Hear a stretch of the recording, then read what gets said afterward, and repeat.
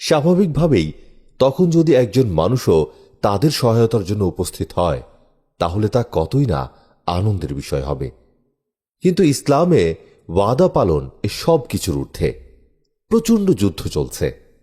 হুযায়ফা রাদিয়াল্লাহু তাআলা আনহু ও আবু হাসান রাদিয়াল্লাহু তাআলা আনহু দুজন সাহাবী যুদ্ধে অংশগ্রহণের জন্য উপস্থিত হলেন।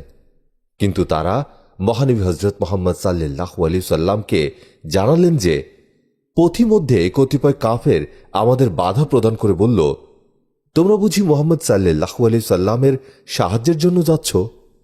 আমরা তা অস্বীকার করলাম এবং যুদ্ধে অংশগ্রহণ না করার অঙ্গীকার করলাম।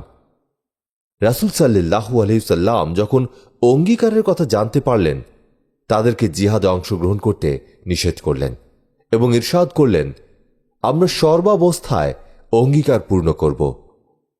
আল্লাহর সাহায্যই আমাদের জন্য যথেষ্ট। যা হোক, যুদ্ধের কাতার ঠিক হল। প্রথমে কুরাইশ পক্ষের 3 বীর যুদ্ধে অগ্রসর হল। মুসলমানদের মধ্যে হযরত আলী রাদিয়াল্লাহু তাআলা আনহু, হামজা ইবনে আব্দুল মুত্তালিব রাদিয়াল্লাহু তাআলা আনহু এবং ওবায়দা ইবনে হারেস রাদিয়াল্লাহু তাআলা আনহু তাদের মোকাবেলা করলেন। 3 জন কাফেরই নিহত হল।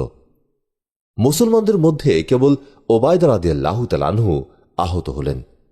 আলী রাদিয়াল্লাহু তাআলা আনহু তাকে কাঁধে নিয়ে রাসূলুল্লাহ সাল্লাল্লাহু আলাইহি সাল্লামের নিকট নিয়ে গেলেন। তিনি তাকে স্বীয় কদম মোবারকের উপর মাথা রেখে শুইয়ে দিলেন এবং তার চেহারায় ধুলা বালু সহস্তে মুছে দিলেন।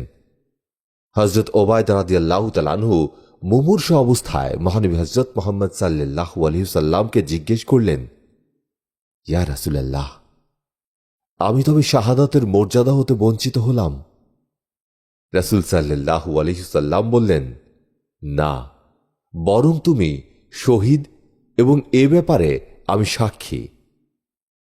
এ কথা শুনে ওবায়দা রাদিয়াল্লাহু তাআলা আনহু পরম আনন্দের সাথে বললেন, আজ যদি আবু তালেব জীবিত থাকতেন তাহলে তিনি স্বীকার করতে বাধ্য হতেন যে আমি তার কবিতার যোগ্যতম অধিকারী।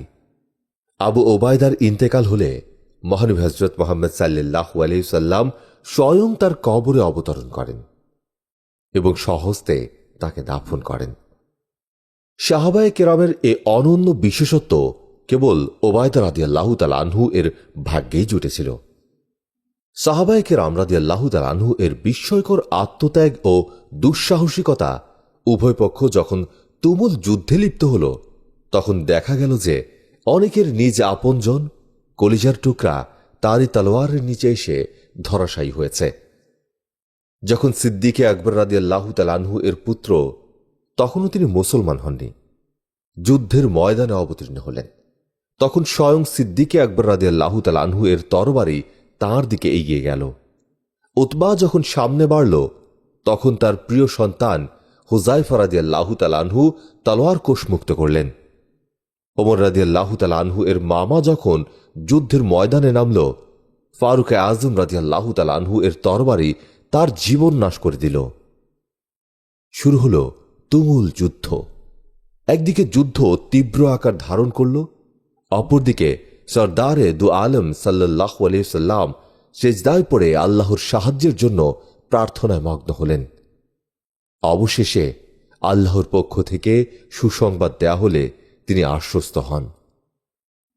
যেহেতু আবু জাহেলের অপকর্ম ও ইসলামের প্রতি দুশমনী সকলের মাঝে প্রসিদ্ধ, এই জন্য আনসারদের মধ্য হতে 2 সহোদর মুআওয়াজ ও মুআজ রাদিয়াল্লাহু তাআলা আনহু প্রতিজ্ঞা করলেন, আবু জাহেলকে দেখা মাত্র হয়তো তার প্রাণ নেবেন, না হয় নিজেরা প্রাণ দেবেন। যুদ্ধের এই সুযোগে তারা ওয়াদা পূরণ করতে বের হলেন, কিন্তু তারা আবু জাহেলকে চিনত না। এজন্য আব্দুর রহমান ইবনে আউফ রাদিয়াল্লাহু তাআলা আনহুকে জিজ্ঞেস করলেন, আবু জাহেল কে? তিনি ইশারায় তাকে দেখিয়ে দিলেন। শুধু ইশারা করা মাত্র বাজ পাখির মতো দুজন তারপর ঝাঁপিয়ে পড়লেন। আবু জাহেল তখন রক্তাক্ত মাটিতে ছটফট করছে। এমন সময় তার পুত্র ইকরামা, যিনি তখনও মুসলমান হননি, পেছন দিক হতে এসে মুআজ রাদিয়াল্লাহু তাআলা আনহু এর কাঁধের ওপর আঘাত করলে তার হাত কেটে যায়, তবে সামান্য চামড়ার সাথে বাহু ঝুলছিল। এরপর মুআজ রাদিয়াল্লাহু তাআলা আনহু এ অবস্থায় যুদ্ধ চালিয়ে যেতে লাগলেন। কর্তৃত হাত ঝুলাতে সমস্যা হচ্ছিল বিধায় হাতটি পায়ের নিচে রেখে সজোরে টান দিলেন। এতে চামড়া ছিঁড়ে হাতটি দেহ হতে আলাদা হয়ে গেল। অতঃপর ওই অবস্থায় আবার যুদ্ধে লিপ্ত হলেন। সুবহানাল্লাহ। মহানবী হযরত মুহাম্মদ সাল্লাল্লাহু আলাইহি ওয়াসাল্লাম আল্লাহ তাআলার নির্দেশে কাফেরদের প্রতি এক মুষ্টি বালুকণা নিক্ষেপ করলেন এবং সাহাবায়ে কেরাম রাদিয়াল্লাহু তাআলা আনহুকে বললেন, একই সাথে তাদের উপর ঝাঁপিয়ে পড়ো। এদিকে বাহ্যিক উপকরণ হিসেবে সাহাবায়ে কেরামের ক্ষুদ্র দলটি তাদের দিকে অগ্রসর হচ্ছিল। অপরদিকে মহান আল্লাহ তাদের সহায়তার জন্য ফেরেশতাদের একটি দল পাঠিয়ে স্বীয় ওয়াদা পূর্ণ করলেন। ফলে কুরাইশদের বড় বড় সর্দার নিহত হল এবং অবশিষ্টরা পালাতে শুরু করল। মুসলিম বাহিনী তাদের পশ্চাৎ কাবু করে 70 জনকে হত্যা করলেন এবং 70 জনকে বন্দী করলেন। কুরাইশদের বড় বড় সর্দার যেমন উতবা, শায়বা, আবু জাহেল, উমাইয়া ইবনে খালফ, উকবা প্রমুখ একের পর এক নিহত হয়। আর মুসলমানদের মধ্য হতে কেবল 14 জন, 6 জন মুহাজির এবং 8 জন আনসার শাহাদাতের মর্যাদা লাভ করেন। এই যুদ্ধটি মূলত প্রথম থেকে শেষ পর্যন্ত ইসলামের একটি প্রকাশ্য মুজিজা ছিল। অন্যথায় এ যুদ্ধে মুসলমানদের বিজয়ের কোনো সম্ভাবনাই ছিল না, কেননা একদিকে 1000 যুবকের বিশাল বীর বাহিনী আর অপরদিকে মুসলমানদের মাত্র 314 জন সাধারণ মানুষ। একদিকে বড় বড় বিত্তবান আমির ওমারা, যাদের যে কোনো একজনই সমস্ত বাহিনীর খরচ বহন করতে সক্ষম, অপরদিকে সহায় সম্বলহীন গরিব দরিদ্র মানুষ। একদিকে 100 অশ্বারোহী বাহিনী, অপরদিকে মাত্র 2টি অশ্ব। একদিকে সর্বপ্রকারের সমরাস্ত্র ও হাতিয়ারে পরিপূর্ণ, অপরদিকে কেবল সামান্য কয়েকটি তরবারি। ইউরোপীয় ঐতিহাসিকগণ এ ব্যাপারে আশ্চর্যবোধ করেন যে এমনটি হলো কিভাবে। তাদের তো খবর নেই যে বিজয় ও সাহায্য, সফলতা ও ব্যর্থতা ঘোড়া, তালোয়ার বা মাল সম্পদের অধীনে নয়, বরং এসবের পেছনে অন্য কোনো অদৃশ্য হাত রয়েছে। কিন্তু এসব বাহ্যিক উপায় উপকরণের পেছনে মত্ত বিদ্যুৎ বাষ্পের পূজারীরা কি রূপে এ বাস্তবতা পর্যন্ত পৌঁছবে? বদর যুদ্ধবন্দীরা যখন মদিনায় পৌঁছল, মহানবী হযরত মুহাম্মদ সাল্লাল্লাহু আলাইহি ওয়াসাল্লাম 2 জন, 4 জন করে সাহাবায়ে কেরামের মধ্যে বন্টন করে দিলেন, যার কারণে এর ফলাফল এমন হল যে তারা বন্দীদের খানা খাওয়াতেন আর নিজেরা খেজুর খেয়ে কাটাতেন। মুসআব ইবনে উমাইর রাদিয়াল্লাহু তাআলা আনহু এর ভাই আবু আজিজ উক্ত বন্দীদের অন্তর্ভুক্ত ছিলেন। তার নিজস্ব বর্ণনা, আমাকে যে আনসারের নিকট সোপর্দ করা হয়েছিল তিনি আমার সামনে রুটি রেখে দিতেন আর নিজে শুধু খেজুর খেয়ে দিন কাটাতেন। যুদ্ধবন্দীদের ব্যাপারে সাহাবায়ে কেরাম রাদিয়াল্লাহু তাআলা আনহু এর পরামর্শের পর তাদেরকে মুক্তিপণ নিয়ে ছেড়ে দেওয়ার সিদ্ধান্ত হয়।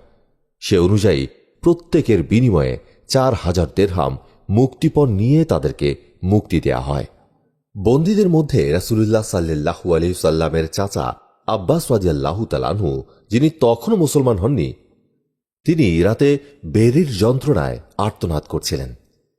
আর্তনাদের স্বর নবীজি সাল্লাল্লাহু আলাইহি ওয়াসাল্লামের কানে পৌঁছলে তার ঘুম ভেঙে গেল। লোকেরা জিজ্ঞেস করল, ইয়া রাসূলুল্লাহ, আপনার ঘুম না আসার কারণ কি?